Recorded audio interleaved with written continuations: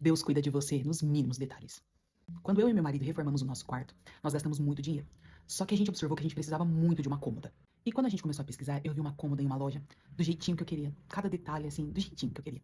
Só que naquele momento a gente não tinha condição de comprar, porque o valor estava fora do nosso orçamento. Por menor que fosse o valor, pra gente estava difícil naquele momento de comprar aquela cômoda. E o vendedor nos explicou que aquela cômoda era a última peça, porque ela era a peça de mostruário. E ali eu fiquei olhando para aquela cômoda e a gente não tinha condição de levar mesmo. A gente não tinha como pagar por aquela cômoda. E lógico, saí da loja triste, né? Porque eu precisava da cômoda e não tinha condição de comprar aquela cômoda no momento. Mas no outro mês nós passamos na loja para ver se a cômoda ainda estava lá. E a cômoda estava lá. Só que a gente ainda não tinha condição de comprar aquela cômoda. E a peça estava lá. No mês seguinte passamos de novo.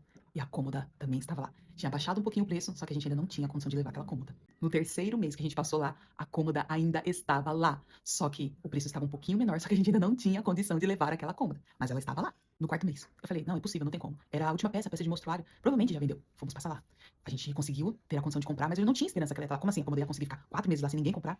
Quando chegamos lá, a cômoda não só estava lá, como o valor que estava sendo pedido por ela era muito inferior daquilo que estava sendo pedido inicialmente. Resultado?